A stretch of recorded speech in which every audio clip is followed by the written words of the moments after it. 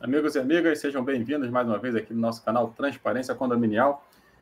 Hoje a gente vai dar continuidade ao assunto do vídeo anterior, que falamos da composição do fundo de reserva. Hoje nós vamos falar das hipóteses de utilização do fundo de reserva. Fiquem conosco. Roda a vinheta aí.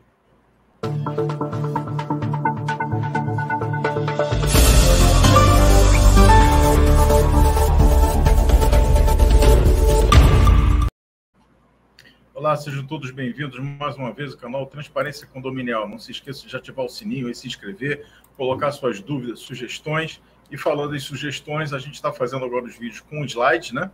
Para falar sobre os assuntos e fixar um pouco melhor, né? Que a gente vendo o escrito, a gente fiscaliza mais. Então, hoje a gente vai falar um pouco sobre a utilização do fundo de reserva, a prestação de contas, as dificuldades que o síndico tem nesse assunto.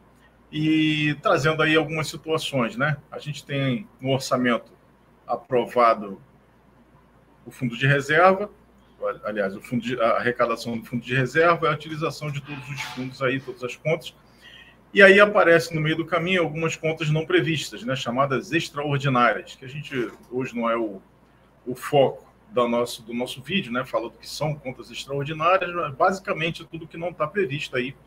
E aí chegou o slide. Em caso de emergência,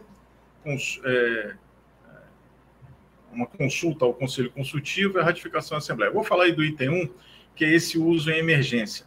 Às vezes o síndico se depara com uma situação em que demanda, né, o desembolso de recursos e ele não sabe como fazer essa utilização, se pode, se não pode, como é que se fez, como agir, né? Então, a gente traz um pouco aqui da nossa experiência em trabalho de auditoria, que quando não houver a oportunidade dele chamar uma assembleia para, o nome já diz, né, emergência, para demandar esse gasto, ele faz o gasto e, imediatamente após, ele leva na assembleia para que seja submetida à aprovação com todas as justificativas, né, e documentações que forem exigidas lá para que aquele gasto, comprovando que aquele gasto foi necessário.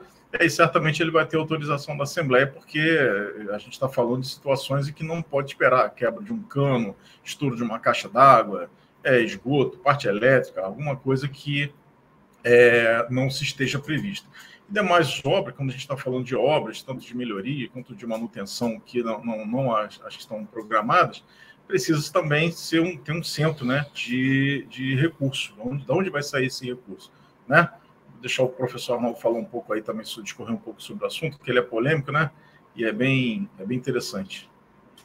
É isso aí, professor Sérgio. Como o senhor falou, a gente tem as despesas ordinárias lá, que é aquele orçamento que está aprovado, mas muitas vezes ele incorre aí em despesas aí não previstas, e a gente vê aí nas auditorias que, inclusive nos balancetes, esses recursos muitas vezes ficam misturados, né? Às vezes você vai verificar lá um saldo negativo na conta ordinária, isso aí evidencia que está sendo utilizado o recurso do fundo de reserva para pagar certas despesas. Isso aí o síndico tem que verificar com cuidado, tem que verificar se é hipótese de fazer, de repente, até um aumento ali nessa previsão orçamentária, ou então, se foram despesas aí que demandariam até cotas extras e que, na verdade, ele está usando os recursos do fundo de reserva sem realmente tomar os cuidados necessários para que ele não tenha problema nas prestações de contas.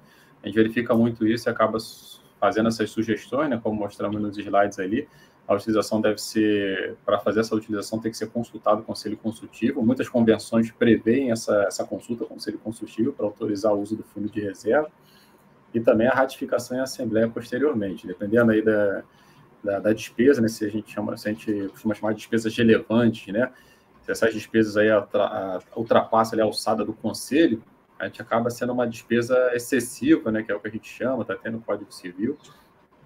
Então, a gente acaba usando o parâmetro aí da alçada do Conselho para chamar essa despesa de excessiva ou não. Aí é necessário realmente já chamar uma Assembleia o quanto antes, né, para ele estar fazendo essa ratificação. Porque muitas vezes, se aguardar até a Assembleia de Prestação de Contas, a Assembleia Ordinária no ano seguinte, ele acaba tendo maiores problemas com essa aprovação, com a questão até de explicar, né, se já passou bastante tempo aí, ele está fazendo essa justificativa, está apresentando os documentos necessários, que às vezes esse histórico se perde ao longo do tempo, ele acaba tendo maior dificuldade.